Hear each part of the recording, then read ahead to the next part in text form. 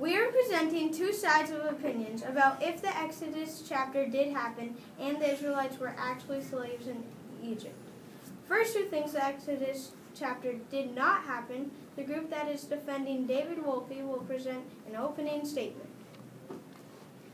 David Wolpe believes that the Exodus happened, but not in the way the Torah recounts it. He has factual and archaeological evidence to support this fact.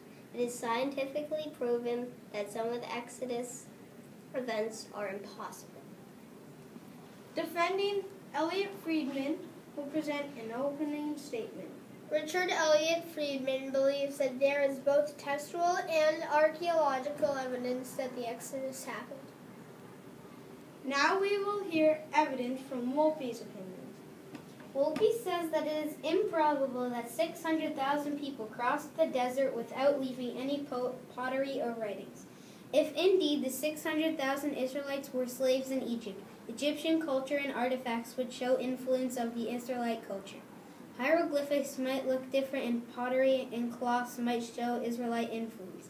If the Israelites wandered in the desert for 40 years on their way to Israel, we would have been able to find proof that their lifestyles, such as pottery or writings. Archaeologists have not found any evidence in the Sinai desert showing the Israelites leaving Egypt. Just because we have not found any evidence does not mean that the Exodus did not happen. Now we will hear evidence from Friedman's opinion. Friedman believes it would be very hard to find actual archaeological evidence that the Israelites were slaves in Egypt. There might not have been any big excavations in the Sinai desert, and even if there had been, it would be extremely difficult to find archaeological evidence.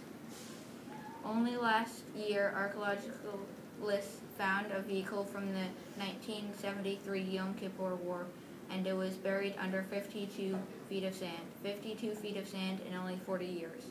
Imagine how deep down artifacts from the Exodus would be. According to Friedman, there must be archaeological evidence, but it has not been found yet.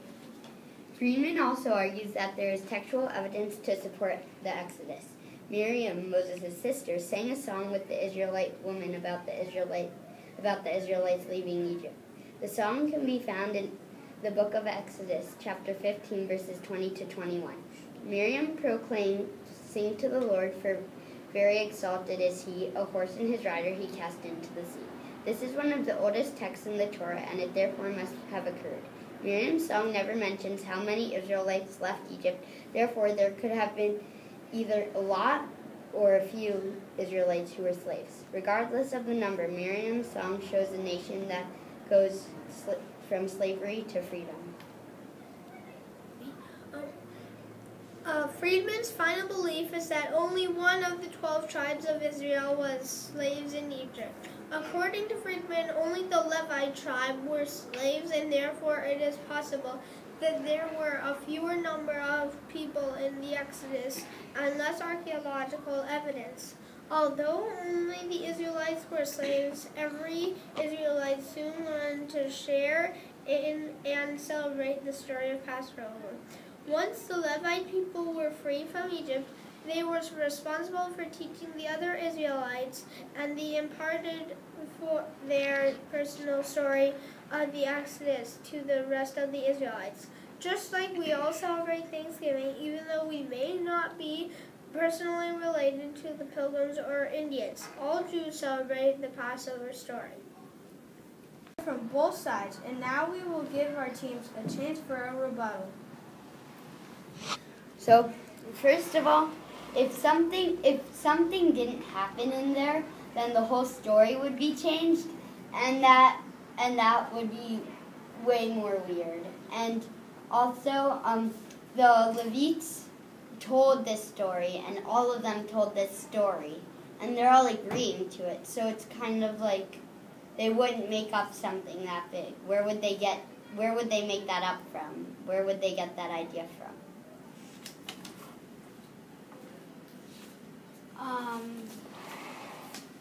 First of all, if the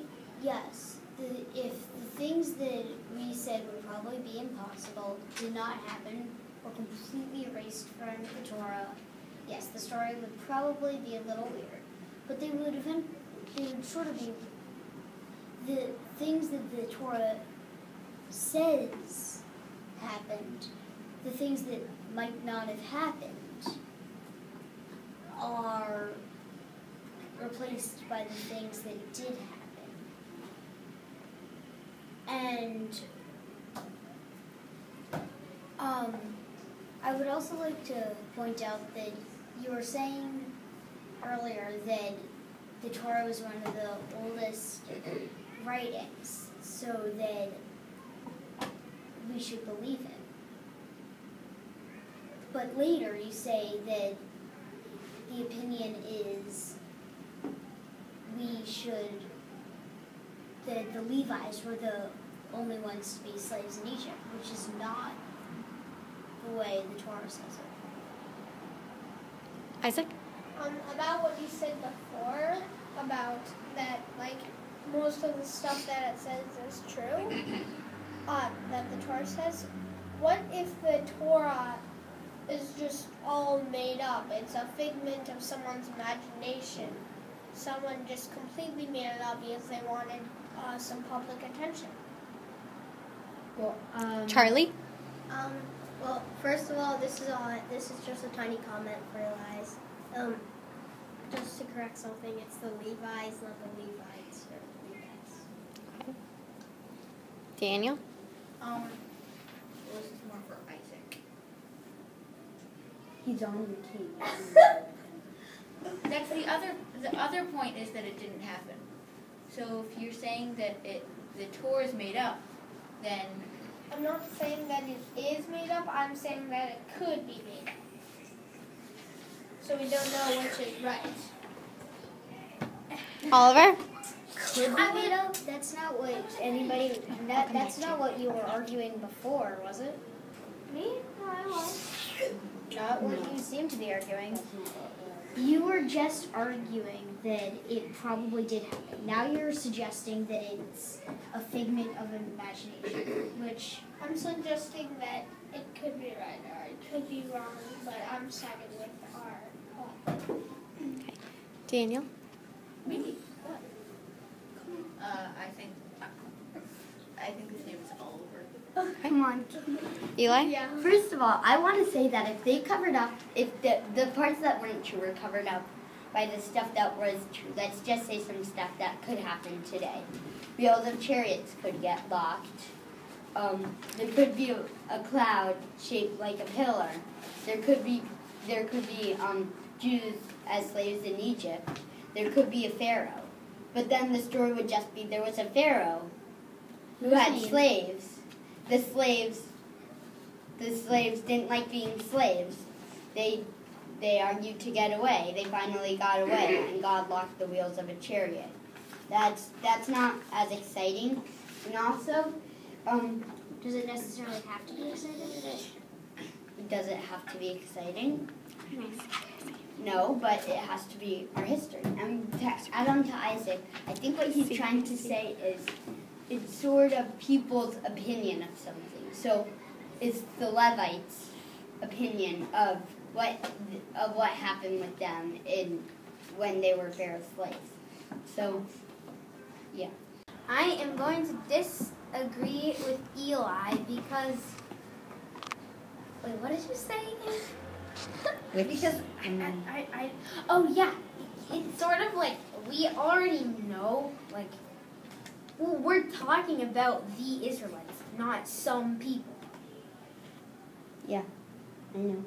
So you were like, oh, some people, they were slaves in Egypt. They didn't. Some people didn't like being slaves in Egypt. Some people didn't went away. Some people, the Levites, the Israelites, it doesn't. It's the Levites. It doesn't really. We don't know how many. I said some people because we don't know how many people, because they say like there were 3,600. Well, you could have made that more clear. Yeah, you could have said the Israelites instead of These people. I watch it sound right now. Oliver? Two things. Well, sorry.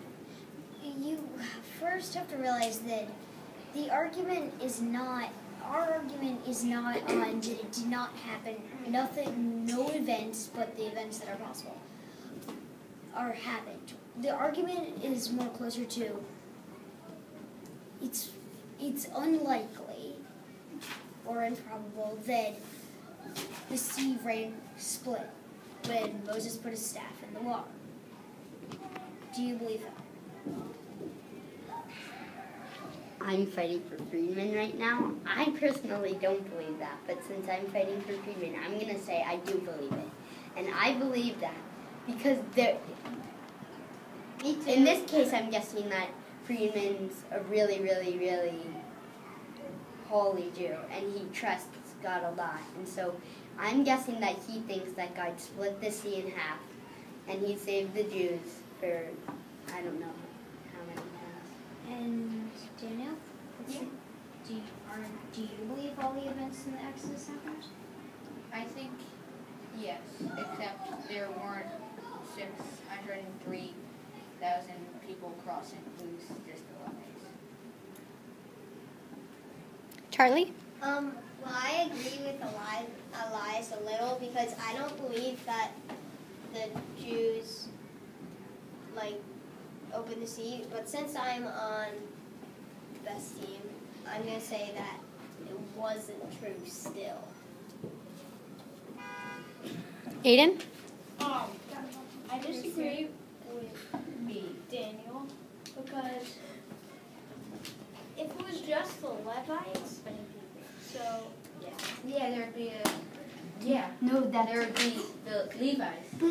yeah, that's a typo in the Torah. They How do you it's know wrong. it's a typo?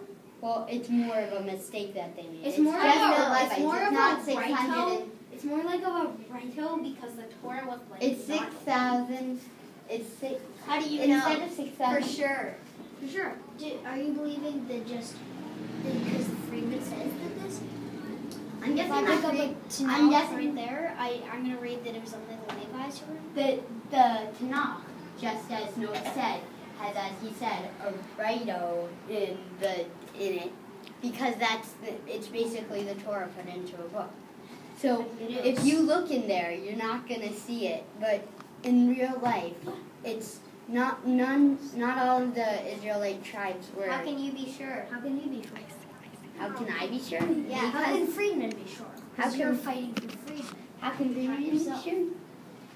Well, he could look it up online. But if online is wrong. Online, really. That's Online, those Here's a closing statement from the Wolby.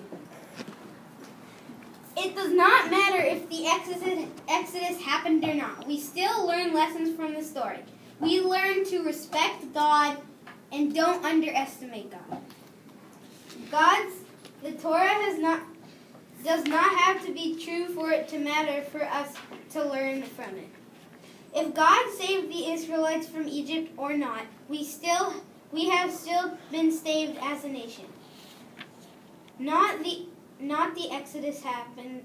Whether or not the Exodus happened, we can still believe in God, and that does not have to change our connection to Judaism. Well, first of all, I want to say it all just depends on what perspective you're looking at. And then our closing statement is, in conclusion, according to Friedman, the history of the Exodus matters. It is part of our Jewish legacy and history. History is acceleration and unites us as Jews. The Passover story is part of our ancestry and our legacy. Thank you for listening to our debate. This